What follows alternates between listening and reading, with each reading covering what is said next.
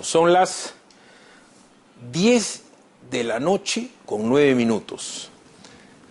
Coronel, ¿cómo está? ¿Cómo estás, Philly? Gracias por la invitación, muy amable. ¿Qué estaba haciendo usted hace 27 años a las 10 y 9 de la noche? ¿Dónde estaba? ¿Qué estaba haciendo? ¿Ya había caído Guzmán? No, Guzmán cayó exactamente a las 8:45 de la noche. Una operación que empezó casi al mediodía. Era en forma progresiva. Primero se detuvo al coordinador Zenón Vargas Cárdenas para saber en qué estábamos en ese momento, porque este coordinador contactaba con Inchausti y ese era su nivel. O sea, la operación empezó al mediodía, pero incluso iba a empezar el día 11. Un día antes. Y fíjate cómo es el azar y la casualidad en la historia, ¿no? El día 11, en la tarde, nos reunimos con Marco Miyashiro y Lucho Valencia, que éramos los tres, la triada que yo le decía. Decimos, vamos a desatar la tormenta hoy día. ¿Por qué el viernes? Porque, mira, ya se acerca el 15 de septiembre. Faltaban 4 días y tenemos que dar una operación que sea un homenaje a la Policía de Investigación, ¿no? 1509, en el pecho de Abimael Guzmán está esa fecha que es la fecha de los PIBs, vamos a decir. O sea, ese era el objetivo. Teníamos trabajando ya más de 4 meses en esta operación, y una operación no puede durar mucho tiempo porque demanda muchos gastos, todo eso. La historia la han contado un montón de veces. Mi idea es consultarles sobre la parte de la historia que la gente no conoce. De saque ustedes no tenían certeza de que ahí está Abimael Guzmán. No había un 100%, pero nos acercábamos casi a la probabilidad, ¿no? No a la certeza. Pero habíamos hecho un trabajo de recojo de la basura, habíamos encontrado un documento botado en la basura que hablaba de la tercera sección plenaria. Entonces todo indicaba de que ahí... Habían visto la sombra de un gordito. Así es. Por eso ustedes le decían cachetón. Así ¿No es cierto? Cuando entran, el primer piso no había nada, el segundo piso entran, hay una puerta, hasta donde yo sé, claro. Marco Miyashiro, 27 años antes era bastante más fuerte y ágil de lo que es, el López Karateca, lo que sea, patea la puerta y entra atrás, un chibolo flaquito que era Carlos Morán. Había una puerta contraplacada que se explica también, porque como era la fachada, era música de danza moderna. Entonces Marisa entraba con sus amigas y sus hijos a bailar ahí, ¿no? Y una oportunidad le pregunto a una de las bailarinas, si ustedes no tenían curiosidad por subir al segundo piso. Entonces ella, sí, efectivamente le habían dicho a Marisa, ¿podrías prestarnos el baño del segundo piso? Y ella le dijo, no, ahí están mis abuelitos. No le gusta que los moleste. ¿Te das cuenta? Pues eso explica por qué le ponen la puerta contraplacada para el segundo piso, para que nadie pueda subir.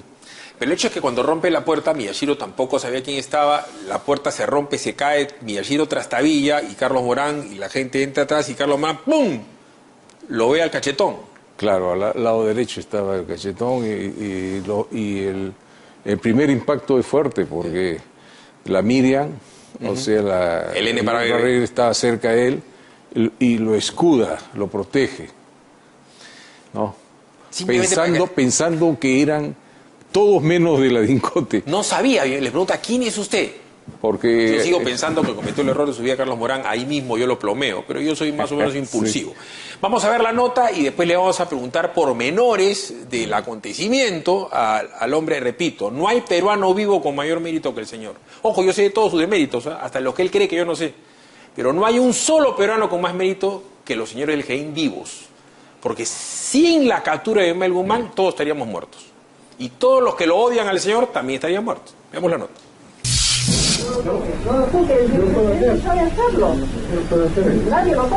La noche del 12 de septiembre de 1992 fue el premio a un arduo trabajo que se había iniciado en marzo del 90, con la creación del Grupo Especial de Inteligencia, el GEIN. Y si no muere, esto quedan los demás. Ese día se logró la captura de Abimael Guzmán, cabecilla del grupo terrorista Sendero Luminoso. Con Benedicto Jiménez y Marco Miyashiro al mando, se llevó a cabo un prolijo trabajo de inteligencia para llegar a Abimael, cuyo paradero era todo un misterio y hasta se dudaba de su existencia. No nos ubicábamos en perseguir a aquellos que cometían los asesinatos o los atentados terroristas. Nosotros nos abocábamos al aparato dirigencial, es decir, a los cabecillas que ordenaban la matanza, que ordenaban los atentados. Un punto de quiebre importante en la historia ocurrió el 31 de diciembre de 1991. Ese día el GEIN intervino varias propiedades, entre ellas la casa de la calle Buenavista, en Chacarilla del Estanque, San Borja. No encontraron a Guzmán, pero sí el famoso video donde se le ve bailando Zorba el Griego.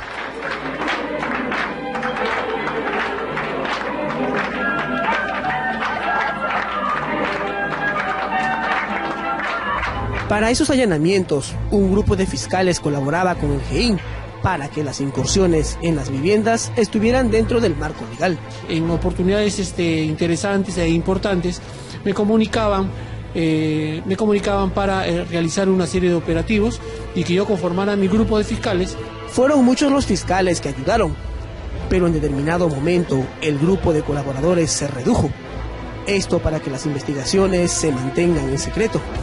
El fiscal supremo Pedro Chávarri participó en muchos de estos allanamientos. Pero el más importante y el que más viene a mi memoria es la intervención a la casa de Chacarilla, el inmueble donde se graba el famoso video del Zorba el Griego, donde aparece Abimael bailando con sus directivos. En dicho lugar se guardaban la identificación de muchos de los terroristas.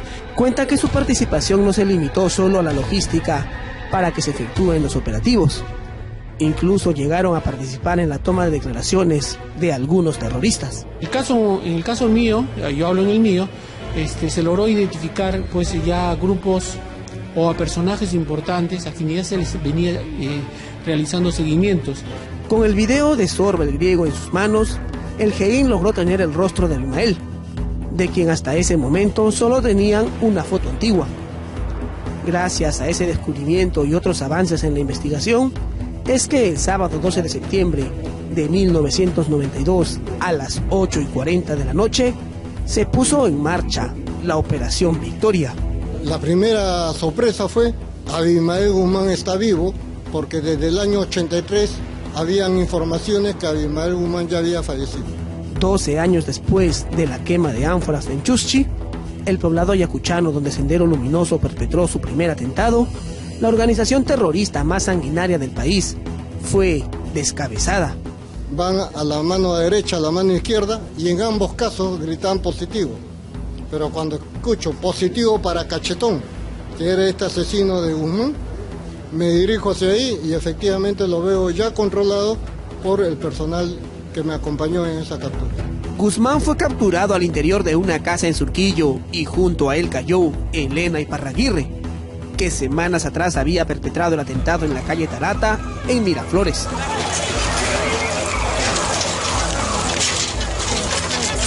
Posterior a la captura llegó el interrogatorio. La República publicó hoy algunas de las preguntas que efectivos del GEIN le hicieron al líder terrorista. Según la publicación, el sanguinario cabecilla de Sendero Luminoso confesó ser quien manejaba ideológica y políticamente a la organización. Negó en todo momento conocer a los demás miembros de la cúpula terrorista, pero admitió ser el líder de lo que él llamó la Revolución Peruana. Con la caída de Abimael, Sendero Luminoso empezaba su declive. La prensa y medios no tardaron en confirmar lo que sería la captura del siglo. Había caído el Cachetón.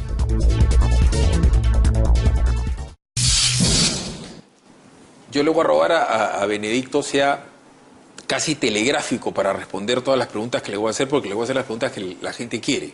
Ese día fue alucinantemente feliz para mí. La U le ganó a Alianza con gol de Roberto Martínez, gol en Arco Norte, el Estadio Nacional. Sí. Julio César Chávez le gana a Macho Camacho y sale el flash, importante captura. ¿Quién le avisa a usted que habían atrapado a Abimael Guzmán y por qué usted no sale en la foto? Si era el jefe de todos, ¿por qué no está ahí? Bueno, a mí me avisó Lucho Valencia a través de la radio. Yo estaba con Quetín Vidal en la jefatura. ¿En la Avenida España? En la Avenida España, en la Avenida España, donde era la fortaleza que le llamaban. ¿Y cómo le dice? Cayó el cachetón. ¿Y en eso cuál es su reacción? ¿Qué se le vino a la cabeza? Bueno, en ese momento yo estaba con el general Quetín Vidal y varios del equipo, porque era una operación que tenía varias aristas, ¿no? No era la única casa que teníamos que intervenir. Entonces, ¿qué hice yo, no? Me alegré, lo agarré de la cintura al general Quetín Vidal, que es pequeñito, y lo tiré al aire. Le dije, general, hemos triunfado. El pueblo ha triunfado, le decía. ¿Por qué no lo enmarrocan? ¿Por qué no lo apartan del Iparraguirre? ¿Por qué no le rompen su bandera de la hoz y el martillo? Lo tratan especialmente bien y todos están serenos. Claro, es que cuando uno trabaja con inteligencia, todos los riesgos están calculados. En primer lugar, nosotros teníamos la idea de que no íbamos a encontrar armas ahí, porque ya en las otras casas que se habían intervenido, como Buenavista y Monterrico, no se encontraron armas. Él no tenía necesidad de tener armas porque tenía una fachada y una cubierta casi perfecta. Correcto, pero según lo que me ha comentado Carlos Morán y lo que me ha comentado Miyashir, lo tenían que sacar rápido porque lo que ustedes no sabían es si había alguien en la zona aledaña a la casa y si les podían venir 100 terrucos a rescatarlo y comenzaba pues una balacera de las cangallas. Lo llevan a la Avenida España y ¿cuál es su impresión cuando la primera vez que usted lo ve? Y la impresión que uno tiene cuando lo ve es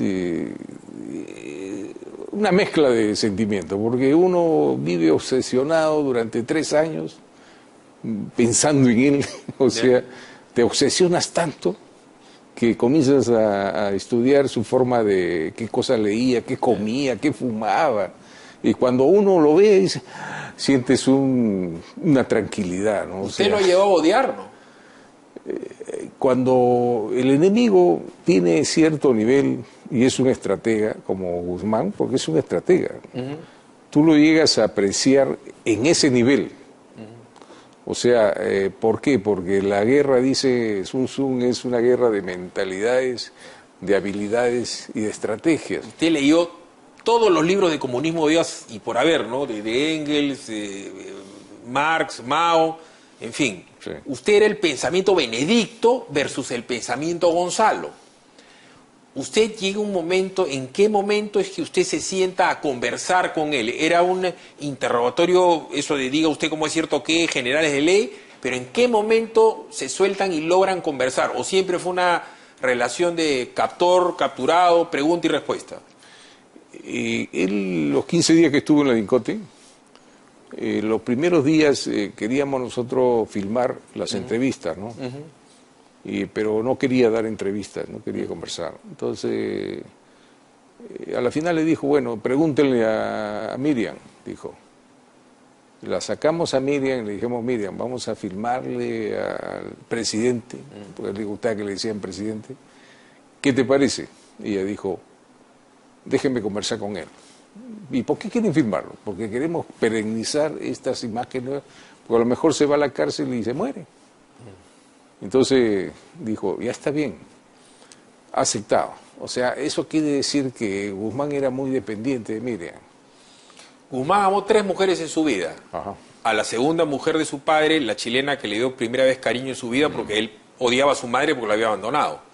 La segunda era Augusta Latorre, que nadie sabe cómo se muere, se hablaba, inclusive Miriam la habría matado. Es una incógnita, sí. ¿Guzmán la quería, tenía una relación emocional con la camarada Miriam o era su secretaria y su esposa formalmente? Sí, tenía un gran apego sentimental y no solamente eso, porque Guzmán más se dedicaba al desarrollo de la ideología, del pensamiento Gonzalo. La ejecutiva en sí era la Miriam. Las imágenes que hemos visto son los funerales de Augusta Latorre, que muere en extrañas circunstancias. Ella es Augusta Latorre, en las imágenes sale Miriam y ella era la segunda de Sendero. ¿Era ella o era Morote? Primero venía Guzmán, ¿Ya? venía Miriam y después venía Feliciano, en ese orden. Y después Morote. Morote era casi el octavo, el noveno del Comité Central.